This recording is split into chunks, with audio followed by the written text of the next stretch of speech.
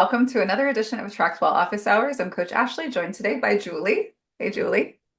Hi, guys. So we're excited to chat with you today about refining and defining your ideal client, talking about ways that you can reach that ideal client, and then, of course, working with you one-on-one if you came here today looking for help and support. This is a live call that AttractWell offers every Thursday at 2 p.m. US Eastern Time, and it's an opportunity for you to learn more so that you can work smarter, whether that be in a general sense, because today what we're talking about would really apply to anyone with a business. But then also, if you are looking to learn more about ways to utilize your AttractWell platform, we tend to weave in some best practices, tips, and tricks into trainings like these as well. We talk about something different every week, and it's free. So I hope that you will come back and join us again on future calls. Invite your colleagues, and of course, sign up for live reviews on these calls.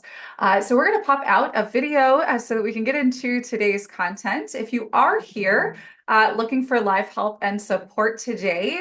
We will be getting to you and addressing your questions working together in the second half of the call. That is what we do to set up these calls. We're excited to have you here. So right now, we are going to get into today's content, how to define and attract your ideal client for your business. So what we'll get into here today are first, why knowing your ideal client matters and how most businesses get this wrong. And of course, how we can fix it. We'll talk about some key questions to help you define your ideal client and share some examples of well-defined ideal clients for different business types, just to get some ideas moving for you in the direction of where you need to go. And then we'll talk about how we can use this clarity to improve your messaging, your offers, and ultimately your marketing. And of course, as always, we have live help and Q&A. So if you are here today looking for support, we are here to help you. If you have questions, feel free to add them to the Q&A throughout the call here, whether it's while we're training or not, and regardless of whether or not it has to do with today's stated topic, we're here to help. And if you are watching this as a replay, go over to attractwell.com/office hours to join us on a future live call and be notified of upcoming topics and be the first to receive any resources when we send them out. If you would like to work together on a call like this one, we dedicate the second half of these Thursday calls.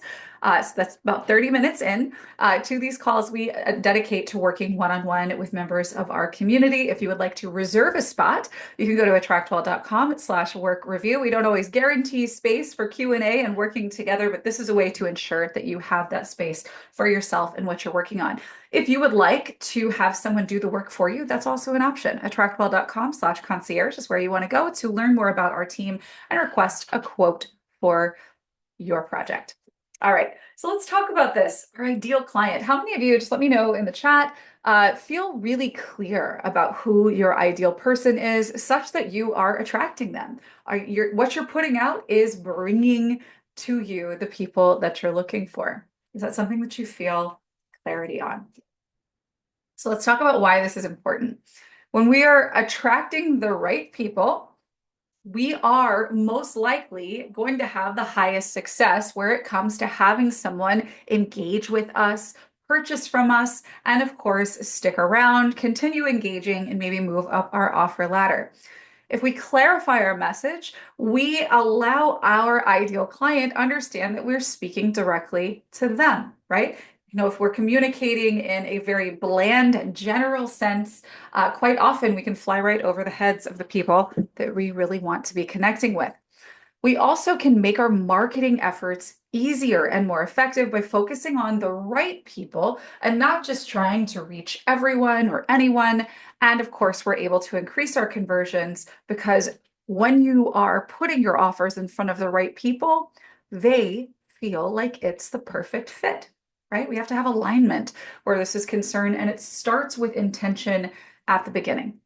Now, let's talk about how a lot of us get this wrong.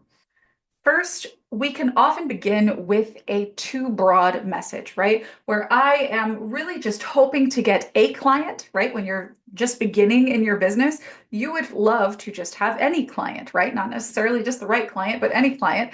And so we might tailor our message in such a way that we're trying to really attract any opportunity that might be nearby. What this could look like is I help busy women get healthy, right? Which is kind of vague. It's not really connecting and speaking straight to the person that needs it. We also can get this wrong by focusing only on demographics, right? It's not just about age, gender, location. What really matters are pain points, motivations, things that people truly identify with on a deeper level, right?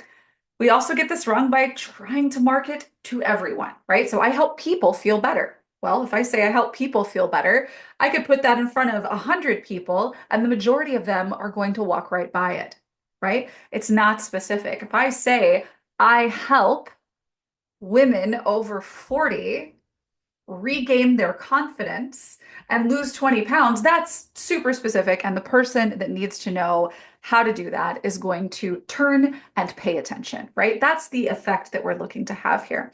And then finally, we can get this wrong by creating offers that don't have clear alignment with our ideal client. That's selling a program or service and not really considering how it fits the needs of the person that we want to serve. I see this most often with folks who are maybe newer to the work that they're doing. Maybe you're newly certified and you want to kind of create this end-all signature program, and we're kind of treating it almost like a textbook. Where we know that we're covering all of our bases from a conceptual or clinical end, depending on how you practice, but we're not going about this in a way that really aligns with the needs and the pain points, ultimately the reasons why someone would purchase for our end client. So there are some key questions that we need to ask ourselves in order to get really clear on who our person is. So if you want to pause for a second and grab yourself something to write with or on so that you could pop these down, feel free to take a screenshot once I've got them all up or to revisit this as a recording. It is really important that you take some time and sit with these questions and get as clear as possible on them, right? So first, we want to think about our demographics and psychographics, right? So what is their age, their gender, their stage of life? What do they do for work? What are their daily habits and routines? How do they spend their free time, right? So let me go back here and keep these up here for you to view. So it's important that we don't just look at the on paper model of our ideal client, right? This is not just a collection of symptoms on a piece of paper, right? This is a 3D person. And for us to be able to really reach and connect with them, we have to go beyond just our understanding of the stuff of them. So how old are they? How much money do they make? Where do they live? How do they identify in terms of gender? What do they do for a living? We want to get deeper into the things that they value, right? Most people don't necessarily walk around like proudly identifying their age unless they just turned 21 or 16 or something, right? So that might not be the most important thing to focus on. Same for gender. Depending on the person that you're serving, it may not make a significant difference. Where they are in life, are they a new parent? Are they an empty nester? Are they a retiree? Are they at the peak of their career, right? What are those identifying traits? They are important, and depending on your person, they may be of varying degrees of importance. Depending on where they are in their stage of life, what they do for work could be a very high point of connection for you with them, right? So are you working with realtors? Are you working with people who are in self-motivated entrepreneurial roles like realtors? Or does it even matter to your person at all in terms of what you are helping them do? Where I want you to really start thinking 3D with your person, though, is in these second question, these second to last and the last questions here. So the third and fourth. What are their daily habits and routines, and how do they spend their free time? These are often the things that get overlooked when we're thinking about our person as a set of symptoms, right? When we look at our person as they have this pain, they're this old, they live here, etc., we aren't thinking about the other reasons why they identify the way that they do, and thus why they might make purchases, right? So I want you to really think about their values, how those values might intersect with your own and relate to your own story or client stories that you could share. And then how do they spend their free time? This last question is often going to be tied to a larger reason why they might choose to work with you in the first place, right? Typically, where someone really needs your help, they are probably not going to be able to fully articulate their problem in the same way that you can because you're the professional and they're not, right? In this space. But the reason why they would even want your help in the first place is in service of this final point here. They want life to look different. So we need to be clear on what that end picture might look like for them, right? And that's where this all kind of starts to come together. So if you've got someone, if you help people lose weight, that's going to look very different for someone in their 20s versus someone in their 60s. Someone in their 20s might be looking for their revenge body or to find a mate. Someone in their 60s or 70s are thinking about longevity and presence and ability to spend time with their grandkids or to travel the world in their, in their golden years of life, right? You really want to be thinking about this in a 3D sense so that you can connect with someone not on a problem for solution, tit for tat basis, but on a deeper level where you can really communicate an understanding of why they would even want that in the first place. Now, their challenges and pain points, you want to be considering what they are struggling with that relates to what you offer. This is often going to be the stuff that they are complaining about or that they are actively speaking goals, right? That they're saying, I want to do this, I want to achieve this. They may be Googling this, they may be sharing this with friends, following social media influencers who have particular hashtags on their content, different channels that talk about topics along these lines.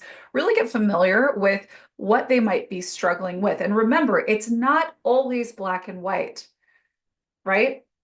And definitely, depending on how specialized you are in what you do, is not always going to be related to the keywords you think they are, right? So if you are working with people who are a high functioning level professionally, so maybe they are an entrepreneurial person, maybe they are in real estate or sales, or they own their own business, and they're burning the candle at both ends, and they feel tired all the time, and they are, experiencing all of these other issues, they may not know what adrenal fatigue is. That's not a word that you're going to want to bring up for them or include on your sales page, right? Depending on where they are in the process of their growing and understanding and trying to solve the problem, right? So also remember here that the struggle that they have is not going to be in the language that you currently use at your level of understanding. And this is where we want to think about what they think the problem is versus what you know the problem to be, right? So again, this goes to your expertise. You know what you know.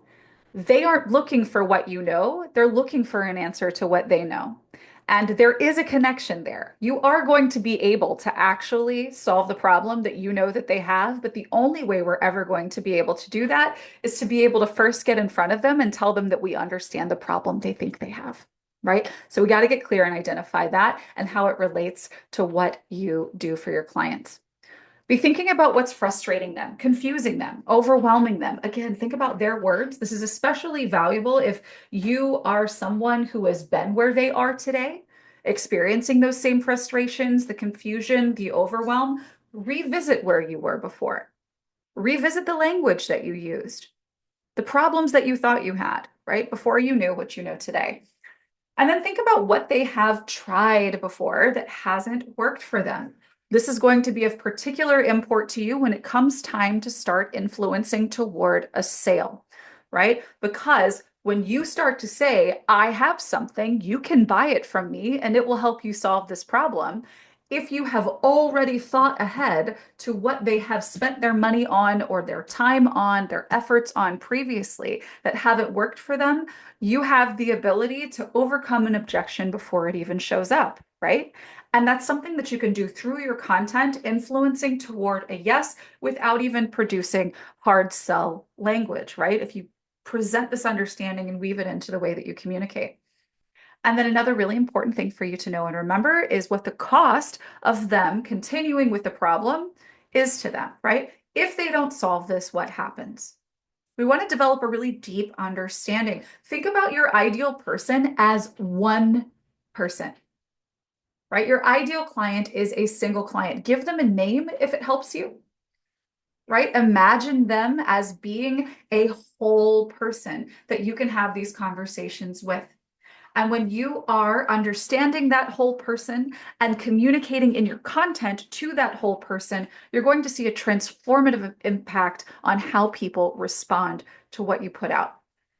Now, your person also has goals and aspirations. This is what they want. This is what they hope to achieve, right? So, what is the outcome that they're hoping for? What does success or transformation look like for them? What do they wish they had or knew or felt differently about? And what will life look like for them once their goal is achieved, right? What is the pot of gold at the end of the rainbow for them? What do they hope to happen if they were to solve the problem that they can articulate, right? If I could just do this, life would look like that. And if we can identify that they want their life to look like, then it becomes so much easier to present what it is that we do in a way that is a no-brainer for them to move forward with. Let's also think about their buying behavior. This is going to vary widely based on the person that you are putting yourself in front of, right? This might be somebody who is quite savvy and has been purchasing or seeking solutions for some time. It could also be somebody who's entirely new to the idea of buying expertise from someone like you, right? So, where do they go for advice right now? Do they go to blogs, podcasts, social media? Or do they keep it old school, belly to belly, and they go to their doctor or they go to whomever, right? Where do they go for advice and information related to the things that you help them with? What influences them to make a purchase?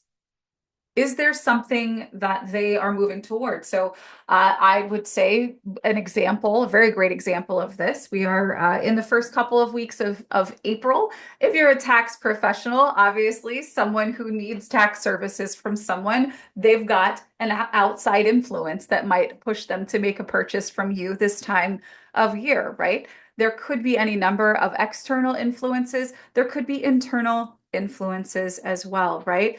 A trigger that makes them think about what life might look like if they didn't solve their problem, right? So thinking about maybe downstream implications that might cause them to say yes. Now, what objections might they have before buying? There's a number of different ways to look at this. Again, the closer you are individually as a profile to your ideal client, the easier it will be for you to think about what these are. But again, this is all contributing to you understanding the whole 3D human being that is your ideal client. All right, now let's get into some examples of some pretty well-defined ideal clients. So if you're a wellness coach, instead of saying, I help women feel better, you can say, I help busy moms in their 40s who struggle with energy crashes and stress, learn how to balance their hormones naturally so they feel their best without dieting or extreme workouts. Now, if I were to look at this person, I would assume that this is somebody who is experiencing perimenopause. She has adrenal fatigue. She maybe doesn't know either of those terms yet. Or maybe she does know about perimenopause and her doctor has suggested that she begin hormone therapy and she's terrified at the idea of that, right? Or she's maybe someone who has tried to lose weight, and no matter what she does, it doesn't seem like things are working. And so she is resistant to the idea of another diet or another workout program, right? So just saying that up front, when we think about the objections that someone might have, she is not interested in diets or extreme workouts because it's likely that she's tried and failed at these. You see where I'm going with that? Right? So we are actually even preempting the objection and getting that out of the way in how we declare who we help. Now, a parenting coach could say, I help parents connect with their kids, right? Or something in the neighborhood of this. Not bad, but better. I help first-time moms navigate toddler tantrums with gentle parenting strategies so they can reduce stress and feel more confident in their parenting. Right? Huge difference here. First-time moms, not just parents, first-time moms. Gentle parenting strategies. She's afraid of yelling at her kids, maybe because she grew up in a home where that happened and she doesn't want to do that, but she doesn't feel confident that what she's doing is working. Confidence is something that is high for her. We're including that here in our statement. If you're a holistic practitioner of some stripe, we could say I help people with chronic pain, or I help women dealing with inflammation and joint pain regain mobility and energy through natural remedies and functional movement techniques. So once you've got your ideal client defined, we want to do a few things. First, adjust your messaging. So we want to make sure that we are speaking their language. This is going to be progressively more important the more educated, certified, experienced you are in what you do. You develop an internal language as a practitioner of whatever it is that you do or teach or are an expert in. You have a language of expertise. And if you look at your progress on a linear path, you are significantly farther along that line than your ideal client. And the majority of your potential in terms of who you're serving, and this is true for most of us, not necessarily all, but most of us, the majority of us are not teaching the teacher. I strongly encourage you to not focus on teaching the teacher, especially if you're new. So that means the majority of us are going to be looking, if we're at step 567, our ideal person is really between steps, I don't know, 10 and 35, right? And we need to be able to speak to them on their level of understanding. And that means that we need to be mindful not just of the keywords that we're using, but really dialing into the keywords that they are using, right? So what are the words they use? They probably might not be, they very likely are not using diagnostic terms that you may be familiar with, jargon for your particular industry or vertical, right? Make sure that we are really in their vernacular. Then you want to make sure that your content, so your blog posts, podcasts, videos, etc., your emails, and the offers that you supply are tailor-made for them, right? And it's easy to do this if we understand who they are and how we serve them, and we're able to really translate that value into language that matters to them. Then we want to go back and refine our offers. Quite often, especially if we're just getting started with developing offers that we sell online, we're focusing on trying to be clever and unique as opposed to really getting straight to the point in plain language that our ideal client needs to hear from us, right? So make sure that your programs, your courses, your services really do communicate and articulate their exact problem and show them that you are able to solve it, right? And if you need to, you can also adjust how you position your offer to better fit their needs. Again, quite often we can start with a formula that has us speaking to everyone, which gathers the attention of no one, right? Where we need to go back and really show how this specific thing that we do, and I'm certainly not expecting you to go and change what it is that you're selling, right, that you're offering, but reposition it so that the person who is that unique person, that whole 3D person with their unique perspectives and values and problems, so that they can understand how this is really great for them. Then we also need to take a look at our marketing strategy, how we're putting ourselves out there. We want to go back and make sure that the content that we have and strategically the silos that that content fits into answers the questions that they have and addresses the struggles that they're experiencing, right? So making sure that we're focusing on keywords that they may be typing into Google or following as a hashtag on Insta, etc., right? And then choose your marketing channels based on where your ideal client hangs out. If you're focusing on entrepreneurial people, you're more likely to find them spending time on LinkedIn, if anything, as opposed to scrolling Facebook or TikTok, right? But if you're speaking to moms of toddlers who are busy and don't have a lot of time to sit down, you're probably going to reach them more effectively with a podcast that goes in their ears versus a 30-minute YouTube video, or maybe even you could use short form video that they could easily digest in, under 2 minutes, right? So make sure that the content that you're creating really is aligned for your ideal person and not just what makes you feel comfortable, right? Sometimes it really does benefit you to grow outside of the space that you're familiar with, and of course to show up in the place where your person is showing up.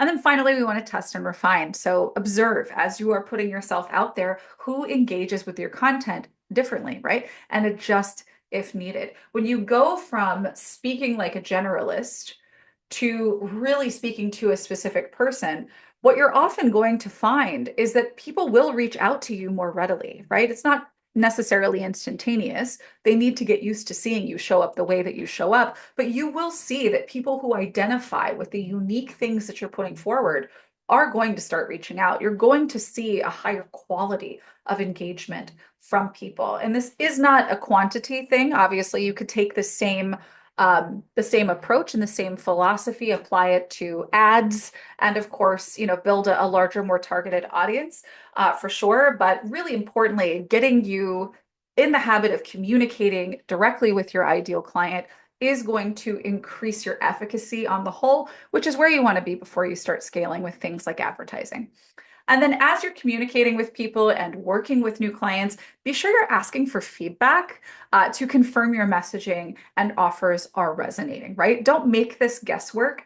If you have a client that represents your ideal client, maybe like offer to exchange some type of value for their time to communicate with them to get more feedback on the language that they're using. I hope that when you are connecting with your clients that you're keeping notes, right? And gathering those. Maybe you're using the Trello board that I've created for you guys in the content strategy to start collecting some of those ideas, some of the phrasing and languaging. That's going to go a long way for you to be able to better communicate with your people.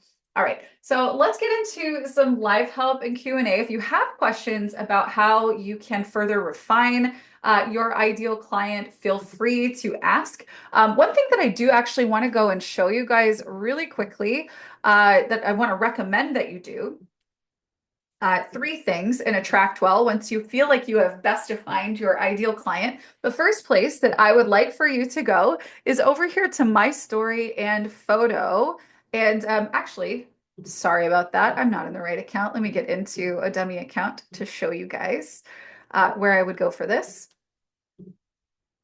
All right, perfect. So go to My Story and Photo and make sure that you take that phrase, right? I help this person who identifies this way, wants this thing. I help them to get this thing without dealing with these objections, right? With these obstacles, these things that they don't want. And you need to include that here. Now, the reason why I want to encourage you to put that here in AttractWell, this My Story and Photo that you find here under the website and blog menu, is that this is something that can show up underneath the content of your landing pages. It could show up at the bottom of your content, your blog posts, and your events, and on the archive list for both your events and your blog on your website, right? So if I go over here to view my site and I go to, here's upcoming events. I don't think I have anything coming up in the, oh yeah, I do. Something in the list here. You can see that that actually shows here at the bottom underneath the events that I have coming up. And you could see this showing up here on the blog as well. So it's down here at the bottom, and it's also going to be down at the bottom of my individual posts. So if I come down here to the bottom, you can see that here. So this will actually show up almost like a little bit of an About Me footer that you could show just about anywhere you are putting content or events on your site. And of course, if you are using landing pages, this is a really great way to add content to those landing pages as well. So you can have your primary call to action, and then if they don't know you, they can get to know you a little better before they go and convert on a page like this one. So putting that onto your My Story and Photo, first and most important place, I would encourage you to go. Second place, you want to update something like this is going to be on your About Me page. And we do have several trainings on this where, let me see if I have, let me just search my pages here. We have done several trainings on About Me pages and bios. I don't know that I have the naming convention memorized for this particular one, but be sure to add that to your About page. And then finally, when you have that sort of my ideal client statement memorized, then this is something that when you go to write with AI, you can always paste that in, maybe keep that in a notes app or use like a text expander or something like that to supplement your prompt for Write with AI and AttractWell so that you can consistently get better, more targeted responses for whatever it is that you are using this for, whether that be blog posts, social media, copy for your website, and more. And just as a bonus, one more thing I would encourage you to do as well is to consider putting some version of your statement, right? So once you've really gotten clear on who your ideal person is, make sure that this section, I'm on the home page here, this above the fold section is speaking directly to them. You don't have to necessarily say, I help so and so, blah, da, da, da, da, right? You just need to make sure that this is speaking directly to your person, right? So this is geared toward a mom, right? And it's probably geared toward a younger mom. I've got a younger photo here. She is busy, find sanity, daily grind. This is kind of speaking to all of the things that she needs to do and be, calling her a superwoman. She probably, if she doesn't have multiple kids, she's got kid and a job, right? She's doing a lot, and we're going to help her feel more energized, self-confident, and look her best in 28 days, right? So this is really speaking directly to her. And then, of course, you do want to make sure that you are doing that on the rest of the page as well. But this really is the most important real estate on a page to be able to show someone that you are for them. All right. So I do have Wade signed up for a live work review. If you're ready, maybe pop your hand up real quick. And of course, you guys, if you have any questions that you want to have addressed, if you want to follow up on anything that we've talked about here today, we did have two folks signed up originally for a live work review and one canceled, so we do have more time. If you are looking for help, we are able to help with that. All right. So Wade, I'm going to bring you out to chat. And yeah, let's talk through. I know you've got, I think, a sales funnel or a conversion process that you're looking for help with. Is that right? Hello. Hi. So, we are on Richard Brooks' account, and Yes. basically on there we have a membership platform, and it's a $47 a month membership. But Mhm. we offer a 10-day free trial. And what we've experienced is that during the 10-day free trial, when we are trying to target those individuals to upgrade into the paid membership and continue on.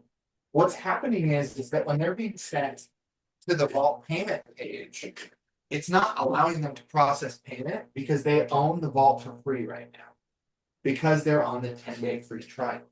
So I was wanting to see what workarounds were possible there to set that up so that we could still target to them during that 10-day free trial. Okay. I'm really happy that Greg is on the call today. Because there may be a technical approach here that I'm less familiar with. So first things first, just to reiterate, so I'm make sure I'm 100% clear. You're giving access to a paid vault on a trial basis, and you are hoping to have them convert prior to the end of the trial. And they are unable to convert during the trial because they currently have access to that vault, right? Yes, payment Okay, page not allowing them to because they already have free access. got you. Okay, okay. Um, okay, so thank you. Greg is in the chat. Greg's traveling right now, but he is here on the call. Okay, so can you tell me the vault that they are going into? Would it be possible to have a second version of that vault that is the trial one where you can move them into the fully featured vault?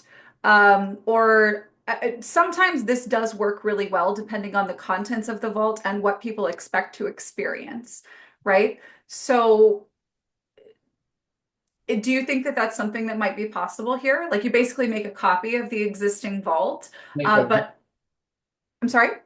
just make a duplicate vault, give them access to the same discussion rooms, different things like that. Hmm. Right, right. But it wouldn't be, so the discussion rooms it wouldn't be the exact same, right? Because Yeah. only the trial people are in the trial vault.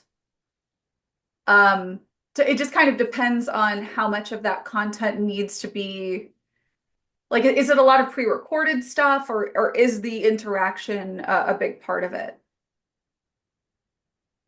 Just the payment is made on the second vault. Hmm, Huh. interesting. Keep them in the same vault, just the payment made on the. So basically Hmm. that everyone would be on the main vault, but that the second vault would be like the key into the main vault once the 10-day was over. Yeah, and you could still use with like an automation, you Yeah. can remove them from a different vault using an automation if you need to. Yeah, good idea for the wish list. Yeah, yeah, definitely. Not used to Greg being in the chat, not on video. And Um, what's funny is I looked actually, and if it wasn't a 10-day, if it was a 7-day, we could set up the payment plan with the negative uh, amounts to where mhm, the first payment is $0, but then okay, they would have to pay weekly. right. Yeah. So if that could, Greg, I don't know, since you're listening, I don't know if that could be manipulated and how that functions. It's just that we would be able to change kind of how that payment, because like it's so close there. If we could say, okay, hey, 10 days free and then into it, totally understand if that's on the wish list. And if the second vault is the option right now, that's what we'll pursue. So Yeah, it seems like that's probably the best option unless you wanted to have the payment be happening at this sort of hidden vault level. Um, I don't, the mechanisms of that might be a little tricky though, and that's definitely something to maybe play around with our team on the back end. It's not something that we can necessarily solve without compromising information on yeah. screen here today. But I do think that having a second vault with sort of like a taste of what they could get access to. Okay, Greg says a 30-day dollar trial would be another option, maybe not ideal. Yeah, I definitely see the value in converting like in the first Yeah. 10 days as opposed to waiting a whole 30. Yeah. Um, Okay, yeah, so option A would be to duplicate the existing vault and have that be where somebody could really only be for 10 days um if they purchase, they are purchasing at the standard vault that everybody is in at that level, and they would be removed from the call it trial vault. Yeah. Um And we just have and that running through an email campaign right now that on the 10th day, it just hits the automation to pull them off. got you, perfect. If they Okay. don't have a tag that shows that they've upgraded to the paid version. Perfect. Yeah. So you would just add that if you're, if you've got like the trial vault that's separate from the main one, then you could just have the payment, like whatever automation you're running at payment, just go ahead and have it remove them from the trial vault as well. Yeah. Just I know you're going to do it after 10 days anyway, but you don't want them to be in like what looks like duplicate vaults to them so they can't tell the difference. Yeah. So I would do that at the point of sale if you go that route. And I think what Greg was saying, the other option would be is that they have it exactly as you have it right now, except the vault that they're technically paying for is like this invisible one. Mm-hmm. Yeah. Mm-hmm. But you would want to But it again set up your automations so gives that, access to everything else. yeah, exactly. So they would be getting a true trial of the real vault and would be removed after 10 days. But then if they purchase technically at this other vault, it's given them technically unpaid access to this other one. It's obviously there's a few other things we'd have to tweak on the back end, and this is absolutely going into the wish list for us to explore and figure out because this makes a lot of sense. And a 10-day or 7-day trial turnaround is much more ideal for a membership than a whole 30. Yeah. Um, let's see. Okay, so Greg also said again, perhaps not ideal. Could have a link in email that would run an automation that removes them from the vault, then sends them to the payment page of the vault after they were removed after clicking the link. Oh, okay. Okay, now this makes sense. Except if that person doesn't convert right Yeah, if then, they click it but don't convert, then yeah, then they aren't able to complete their trial. Yeah, so they've like the intent is there, but it hasn't removed them, so they can go back and purchase. Yeah, that's right. If they don't pay right away, they would be kicked out. Yeah, don't want to yeah. do that. So yeah, I think that is the community a big selling point? Yes, there's live Yeah, calls, there's communication in the discussion forums. So yeah. I wonder, huh? I wonder if there's a way to just maybe utilize like a separate payments feature for their first one, or if you wanted to do, um, this would still require some maintenance down the like all of these are patches, right? Like none of these are true fixes. But another option could be to maybe sell them on some kind of special arrangement where they get access to the vault for X amount of time if they pay this much right now. So here's like a one-time offer. You can get your first 6 months for X amount or something like that. And then you could just send them to a page and then the page adds them. Mhm. Another option, but then you would still have to revisit the recurring. Yeah. Yeah, okay. Okay. So yeah, so a couple of options. Let's definitely work together on this. Yeah, two vaults, one membership, one community. Okay, what I'm sorry, I'm reading what Greg is saying here. Yeah, you're Uh, good. Right now, basically what we have is that the automation runs at our intake form. So yeah. you go through the payment form, it redirects to an intake form. You fill out the intake form, and it's very clear. If you don't fill this out, you don't get access. Hmm. When they fill that form out, then it provides access to the vaults. It gets them on the welcome Hmm. campaign, all that. Obviously, we would just move that to an automation, Yeah. um, probably rather than the intake form. So Yeah. Yeah.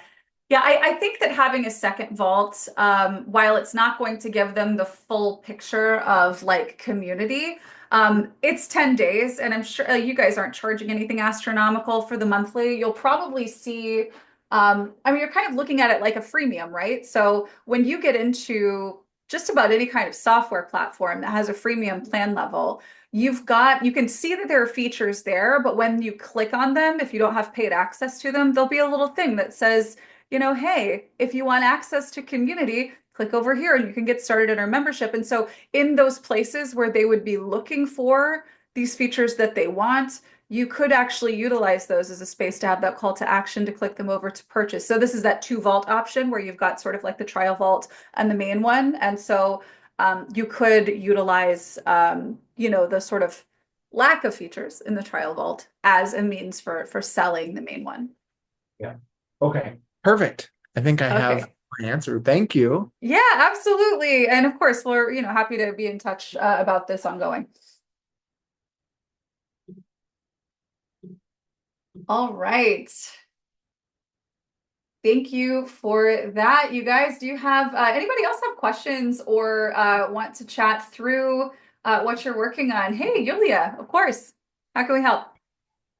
Hi, Ashley. Hey. Good to be here. Thank you. Thank you for all the trainings that you always provide. My question is, I'm setting up the payment, I set it up with a Stripe, but is Mhm. there any other options that AttractWell is working with? Like, is there any other payment platform that would you So suggest? we don't have direct integration, like into our pages, for instance. I mean, technically, it's Braintree for our vaults if you're doing recurring payments.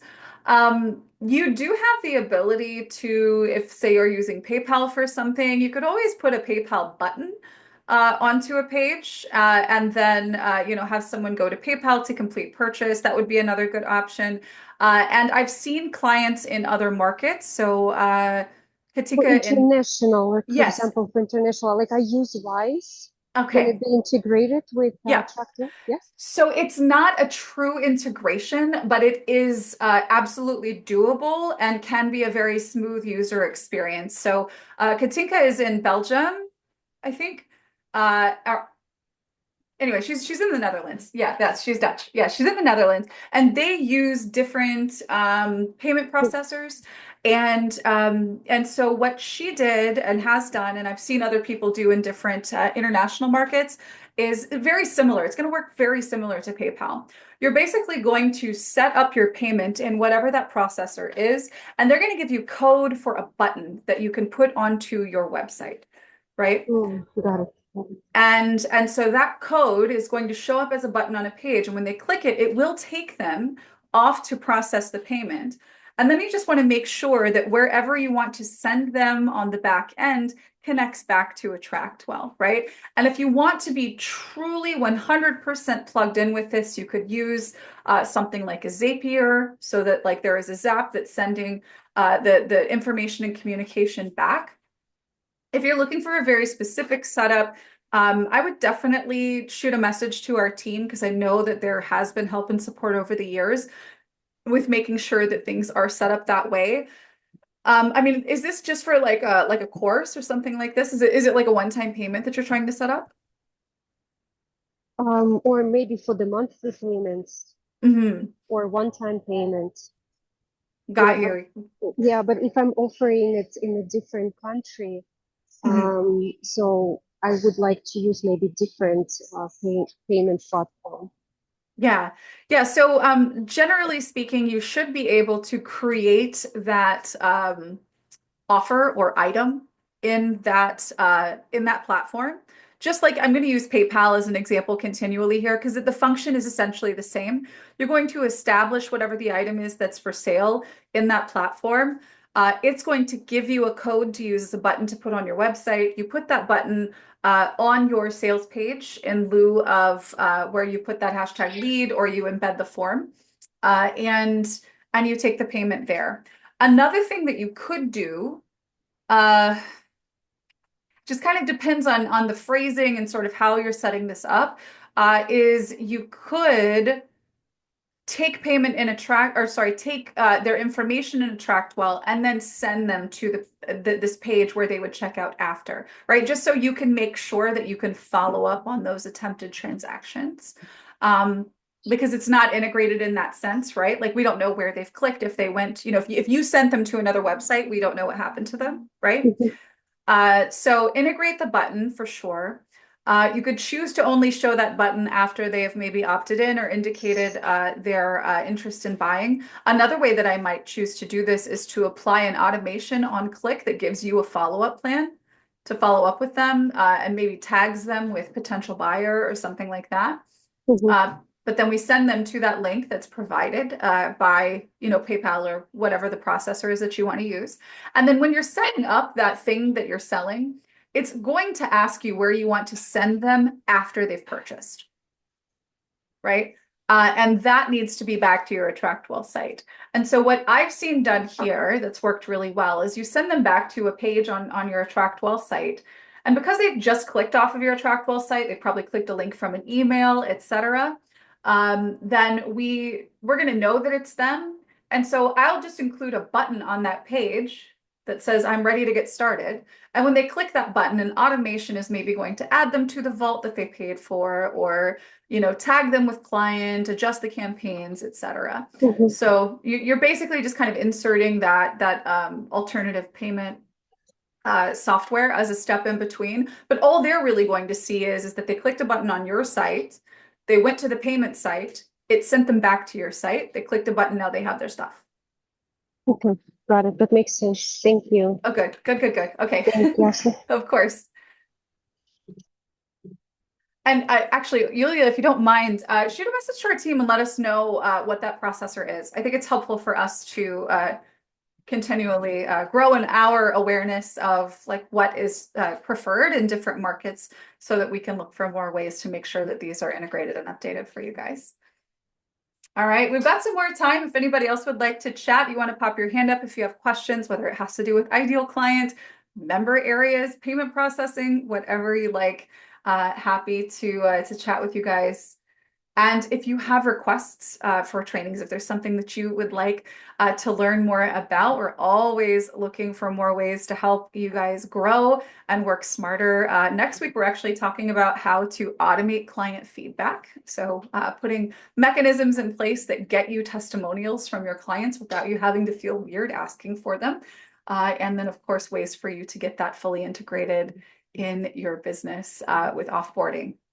Excited for that. And of course, anything else that you guys would like to learn about, let me know. And if we don't have any more questions, let me make sure I'm not missing anything. I am missing something. Question in the Q&A. Yes, Peggy, let me bring you out and let's talk about your vaults. Of course.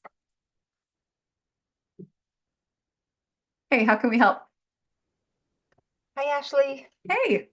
Hey, I have my new program is Diabetes Rescue, and I'm creating the vault for it. And the graphic designer created, instead of a square image logo, I have this the Diabetes Rescue, two words next to each other. So it's a little, yeah, as you can see, the other images that I'm using, whether this is different, and it looks a little bit lonely in the vault, in the list of programs there.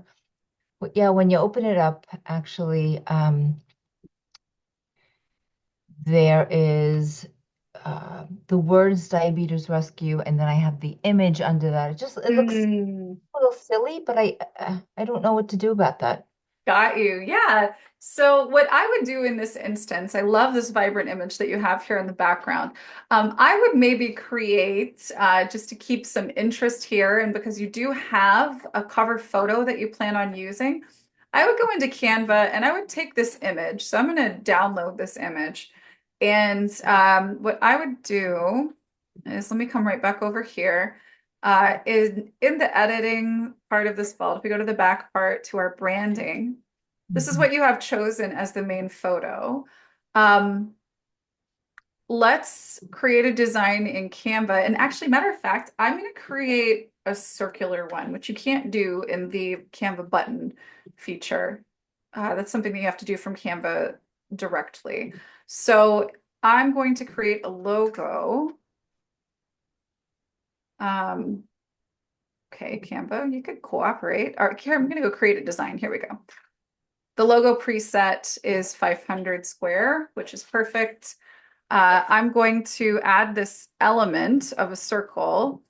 I'm also going to just add a background color. It doesn't matter what background color this is because this is going to be a transparent background image that we're creating. So I'll stretch this guy out. It needs to be white because we want a nice contrast, but you could create, a border. Let's take a look actually. So we've got like a nice red. I think that red is a good one to work with here. So I would take your red. Don't, use the Mhm. one that I'm just going to add a red here. You'll want to repeat this with your own, but here I'll do that. And then I'm going to add one more. And this is going to be our white one. There we go. And I'm just going to size this up such that we have like a border around, like just a thin border around our white circle, right?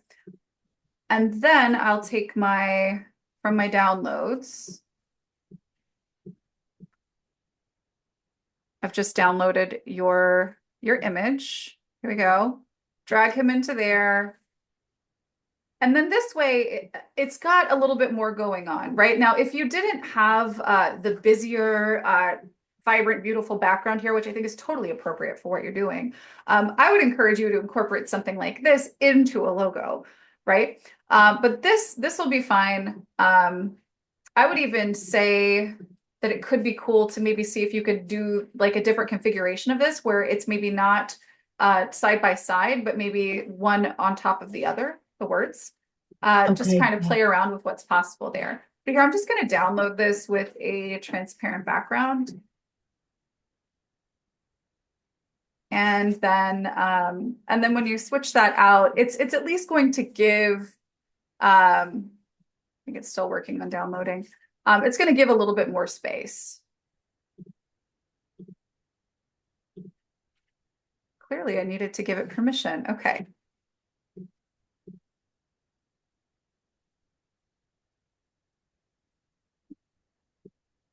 All right. So if we save that, it should look a little bit better. Um, and let me change let me see, crop based on screen width. And let's see. This also we could only show on the member area dashboard. That would prevent this this redundancy that you're seeing right here where you've got the name here and the name here. It would Uh-huh. remove this from here and just show it at the vault level, right? So now you're just seeing the title. But if we go back here, let me refresh this one. You can see that Oh, that's there. The yes. other option, let me just show this here and see if we like it. Yeah. Hmm.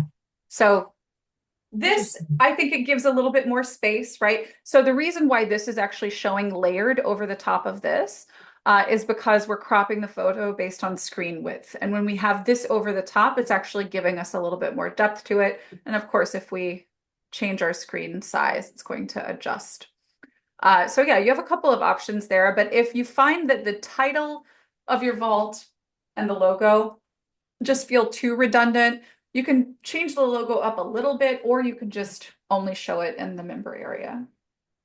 Okay. Yeah, I did change in Canva, I did change the logo so that it's stacked, but Mhm. the whole siren thing was a little awkward, but I'm gonna Yeah, try that again to see if I can just do that. I mean, it's only for the vault. It's not like it's representing my brand on a on a big right. scale.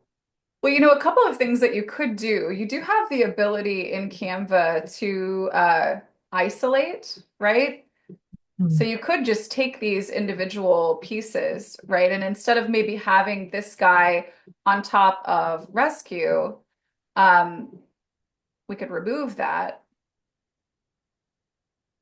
and then isolate the different elements, right? So if we want to stack Hmm. them, we could set that one up like that. So there you go, that one's by itself. And what I'm doing is I'm just double clicking and then it allows me to just pull it in and crop it the way Yeah. that I want to. So here, oop, we could even put this, next to rescue, maybe shrink it down just a touch. And then we've got it all in like sort of a tighter container, Right. right? Okay. So Okay. yeah, you had options to play around with where that's concerned as well. But with the redundancy visually, just know that you don't have to show that image inside of the vault itself. Okay, is there any way of erasing the words diabetes rescue that appear below the where the logo showed up?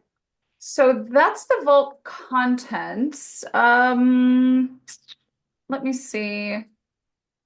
Always show content name if the content has a photo. I don't know, Greg, if you're still here, we can't change like the name, like we can't remove the name of the vault from inside of the vault, right? Or is there something I'm going to learn that's new today? Um, I'm pretty sure that this is something that's going to be there regardless, but I know that for content, yeah, I don't think so either. That would be a wish list item too, I think. You do have the ability to not show the names of the content and to show images instead. But as of right now, we are not, I don't think, able to remove the name of the vault course, et cetera, from inside of it. But that will go into the wish list because I do see definitely from a branding perspective a functional purpose for that, for sure. Okay, great. Thank you, Ashley. Yeah, absolutely. You guys have the best questions and you're doing such great work, and we are so honored to be a part of your journey. We will be back here same time next week. If you would like to request a review, attractwell.com/work review. Again, we saved the last half hour of these hour-long calls to work with you one-on-one. If you have requests for content topics, if there's something that you would like to learn about, please let us know. And of course, we'll be back same time next week to help you guys out. Till then, be productive and we'll see you then. Take care, everybody.